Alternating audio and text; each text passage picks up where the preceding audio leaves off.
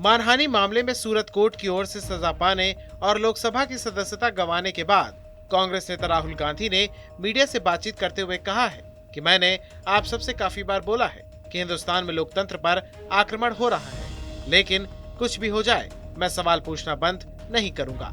वहीं आगे उन्होंने वीर सावरकर का नाम लेते हुए कहा कि मैं राहुल गांधी हूँ, सावरकर नहीं, मैं किसी से माफी नहीं मांगूंगा। जब ये लोग कहते हैं राहुल गांधी माफी मांग लेते तो राहुल गांधी क्या सोचते हैं? राहुल गांधी सोचता है मेरा नाम सावरकर नहीं है, मेरा नाम गांधी है। गांधी किसी से माफी नहीं मांगता।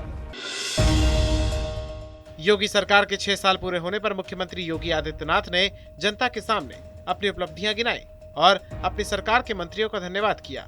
उन्होंने कहा कि यहाँ हर 1-2 दिन में कहीं दंगा होता था, अपराध होता था, लेकिन हमने सरकार बनने के बाद जो 10 संकल्प लिए थे उन पर मजबूती से काम किया और उत्तर प्रदेश को दंगा मुक्त बनाया।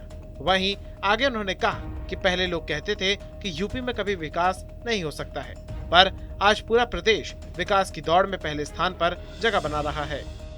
मुझे बताते हुए प्रसन्नता है कि उत्तर प्रदेश ने इस दौरान अनेक उपलब्धियां हासिल की। जो उत्तर प्रदेश जिसके बारे में कहा जाता था कि उत्तर प्रदेश में विकास नहीं हो सकता, विकास की कोई सोच नहीं है, आज वह आदरणीय प्रधानमंत्री जी की सभी फ्लैगशिप स्कीम में देश के अंदर नंबर 1 की दौड़ में है, नंबर 1 की यात्रा को आगे बढ़ा रहा है।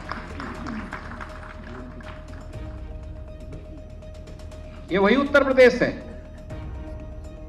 जिसके बारे में लोगों की धारणा थी कि नहीं, वहां तो परिवारवाद है, वहां भ्रष्टाचार है, वहां हर दूसरे तीसरे दिन एक दंगा होता है।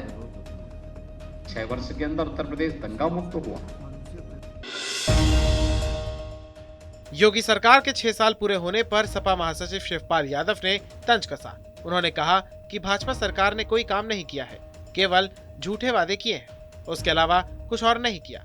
वहीं आगे उन्होंने कहा कि इस सरकार में किसान नौजवान बहुत परेशान है। ये सरकार पूरी तरह से अपने किए वादों पर नाकाम हो चुकी है। देखिए, बीजेपी सरकार ने कोई काम तो किया नहीं, 5 सालों में कोई काम नहीं किया है, केवल झूठे वादे, झूठे आश्वासन किसानों को दिए हैं। सपा प्रमुख अखिलेश यादव ने बीजेपी पर निशाना साधते हुए कहा, बीजेपी क्षेत्रीय पार्टियों को लगातार अपमानित कर रही है, तो कांग्रेस अब क्षेत्रीय पार्टियों को आगे करे, जिससे क्षेत्रीय पार्टियां बीजेपी को हरा सकें। वहीं आगे उन्होंने पिछड़ों के अपमान पर बोलते हुए कहा, सीएम आवास को गंगाजल से धोना भी पिछड़ों का अपमान है। मैं इतना बड़ा नेता नहीं हूँ कि मैं बातचीत करके कोई सुझाव दूँ। वो नेशनल पार्टी है, केवल हमें ये जो लगता है, जो मुझे लगता है वो मैं कह सकता हूँ कि अब जिम्मेदारी कांग्रेस की बनती है कि रीजनल पार्टीज को आगे करें और उनके साथ खड़े हों, जिससे भारतीय जनता पार्टी का मुकाबला किया जा सके। मैं देख रहा हूँ कि भारतीय जनता पार्टी के सीनियर नेता से लेकर के ज़मीनी नेता क्या कह रहे हैं, पिछड़ों का अपमान हो गया। अरे भाई, हमारे घर को, मुख्यमंत्री आवास को गंगाजल से धोया बीजेपी के लोगों ने, तब अपमान नहीं हुआ। अरे भाई, पिछड़ों के घर को आप गंगाजल से धोगे। और अभी मेरा एक साथी कार्यकर्ता मिला है, इसने कहीं गंगाजल छिड़क दिया तो उस पर मुकदमा लग गया। लाओ, क्या मुकदमा लगा, दिखाओ जरा।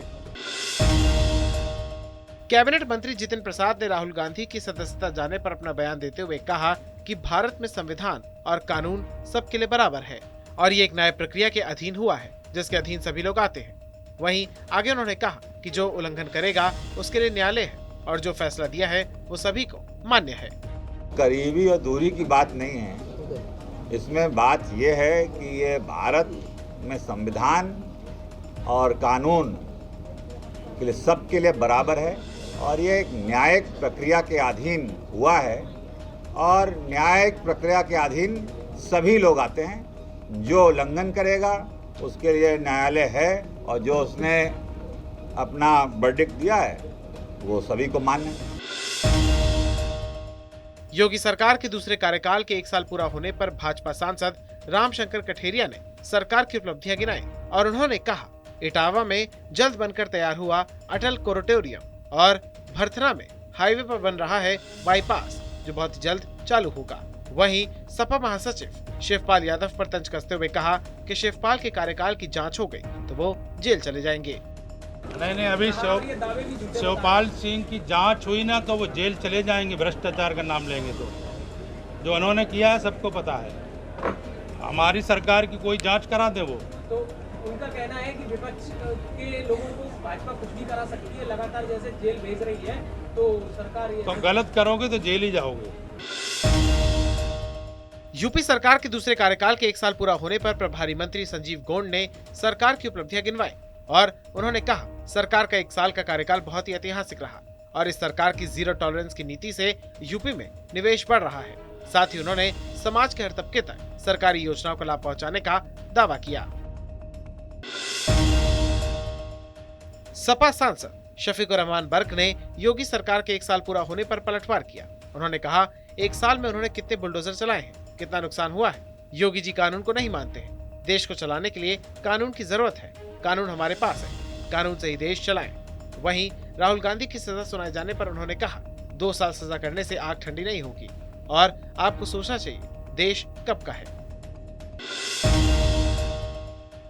उत्तराखंड में पुष्कर सिंह धामी सरकार का 1 साल पूरा होने के मौके पर आयोजित एक कार्यक्रम के दौरान कैबिनेट मंत्री सतपाल महाराज ने हरिद्वार में इंटरनेशनल एयरपोर्ट बनाने को अपना ड्रीम प्रोजेक्ट बताया है और उन्होंने कहा इसके लिए भूमि भी चिन्हित कर ली गई है। जल्द ही हरिद्वार में इंटरनेशनल एयरपोर्ट बनाने का काम शुरू किया जाएगा।